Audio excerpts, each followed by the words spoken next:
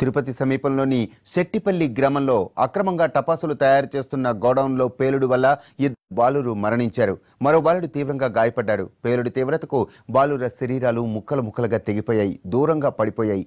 ఈ గోడౌన్లో టపాసుల తయారీకి ఎలాంటి అనుమతులు లేవని పోలీసులు తెలిపారు. ఆటో నగర్కు చెందిన కాళేనాయక్ అనే వ్యక్తి బాణసంచా తయారు చేస్తున్నట్లు పోలీసులు గుర్తించారు.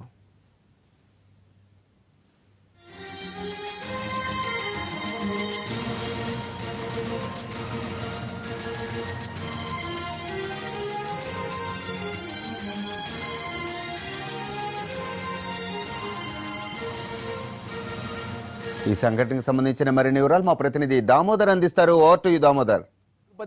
తిరుపతి సమీపంలోని శెట్టిగుంట పంచాయతీ పరిధిలో నిర్మానుష్య ప్రాంతంలో ఉన్న గోడౌన్లో టపాసుల గోడౌన్లో 7:30 గంటల సమయంలో ఒక్కసారిగా పేలుడు సంభవించింది. ఈ పేలుడులో అందులో పనిచేస్తున్న ఇద్దరు బాల కార్మికులు అక్కడికక్కడే మృతి చెందారు. మృతి చెందిన వారిలో ఒకరికైతే శరీరం మొత్తం ఖండఖండాలుగా తెగిపడింది. తల ఒకవైపు, తల నుంచి మొండెము, కాళ్ళు మరోవైపు, చేతులు మరో చోట పడిపోయిన పరిస్థితి కనిపిస్తుంది. అత్యంత దారుణమైన పరిస్థితిలో వారు మరణించారు. మరో బాలుడు అయితే తల చితికిపోయి పగిలిపోయింది. మరో మహిళ తీవ్రంగా గాయపడి రోయా ఆసుపత్రిలో చికిత్స పొందుతున్న పరిస్థితి కనిపిస్తుంది. ఇది చూడవచ్చు. గోడౌన్ మొత్తం ధ్వంసమైంది.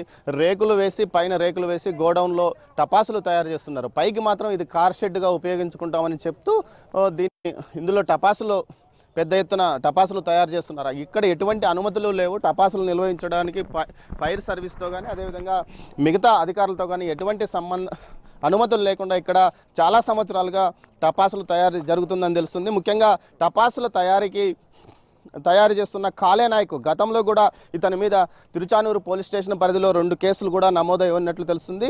అదేవిధంగా ఇతను చాలా కాలం నుంచి ఇదే వృత్తిని కొనసాగిస్తున్నాడు. 7 ఈ టపాసుల కేంద్రంలో పనిచేస్తున్నారని స్థానికులు అంటున్నారు. అయితే 2 మరణించినారు. మిగతా వారి ఆచూకీ ఏమైనా ఉందా, లేకపోతే వారు ఉన్నారా లేదా అన్న విషయం కూడా తెలియడం లేదు. అయితే ఈ మరణించిన మంజునాథ్ అదేవిధంగా మణి రాజీవ్ కాలనీకి సంబంధించిన వారుగా పోలీసులు చెప్తున్న పరిస్థితి కనిపిస్తుంది.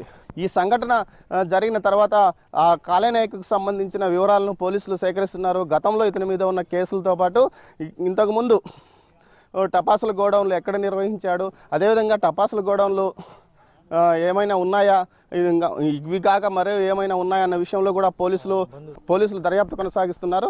ఈ బాలుడు గురించి మీకు ఏమైనా తెలిసిన? మామయ్య కొడుకు అబ్బాయి. ఎన్ని రోజుల నుంచి పనిచేస్తున్నాడు? 6 months నుంచి పనిచేస్తున్నాడు. ఎన్ని సంవత్సరాల వయసు? 13 సంవత్సరాల వయసు. అంత చిన్న పిల్లోడు ఇక్కడ పనిచేస్తున్నాడు. అతనే అసలు స్కూల్లో చేర్పిస్తే అతనే వచ్చి తీసుకొచ్చేసాడంట. స్కూల్ నుంచి తీసుకొచ్చి పనిలో పెట్టించుకున్నాడంట. వాళ్ళ ఇంట్లో మా మామయ్య చెప్పాడు. నాకు ఇవాళ మా మామయ్య చెప్పాడు. నాకు తెలియదు ఇంతమంది ఇక్కడ పనిచేస్తున్నారు అనేసి. ఇప్పుడు మా మామని అడిగితే నేను స్కూల్లో చేర్పించినా వాడు తీసుకొచ్చి ఇక్కడ పనిలో పెట్టించుకున్నారా, నేను 2-3 సార్లు పిలుచుకొస్తానే బెదిరించాను అన్న చెప్పన్నారు మా మామయ్య. ఎవరు అతను? పేరేం? కల్నాయక్. ఎక్కడి నుంచి వచ్చాడు?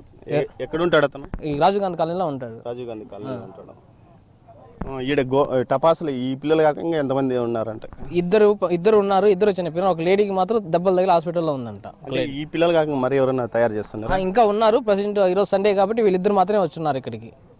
ఏమేమి టపాసులు చేస్తారు? మామూలు నాటు బొమ్మలు తయారు చేస్తారు. నాటు బొమ్మలు ఈ లోకల్ గా ఫంక్షన్స్ కి అందరికీ తెలుసు. ఈ ఆటో నగర్ పూర్తిగా తెలుసు. ఆటో నగర్ తిరుపతి కూడా తెలుసు. ఇక్కడ పలానా చోట పోతే నాటు బొమ్మలు దొరుకుతుంది, అందరికీ తెలుసు.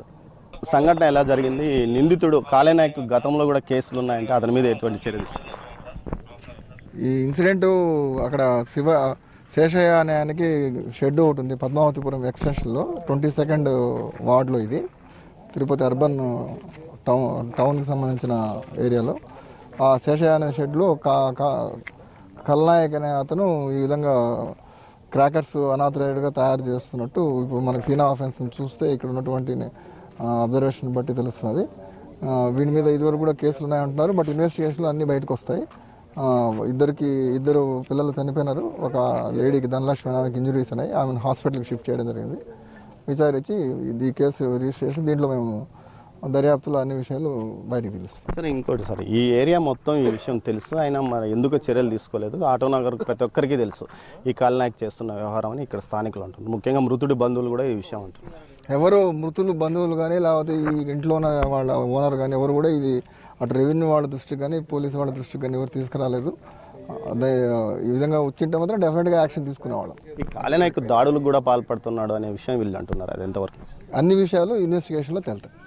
మొత్తం విషయాలు విచారణ తర్వాత పూర్తిగా తేలుతాయని పోలీసులు అంటున్నారు. ఈ విధంగా ఇతను చేయడానికి గల కారణాలు కేవలం నాటు బాంబులు లాంటి టపాసులు తయారు చేయడం, ఇది మొత్తం అమ్మకాలు ఇతను ఈ విధంగా టపాసులు తయారు చేస్తాడంటూ ప్రతి ఒక్కరికి తెలుసునని ఒకవైపు మృతుని బంధువులు చెప్పడం, పోలీసులు తమ దృష్టికి రాలేదని చెప్పడం, మొత్తం మీద ఈ వ్యవహారంలో పూర్తి స్థాయి విచారణ తర్వాత అన్ని విషయాలు బయటపడతాయి. చక్రవర్తి.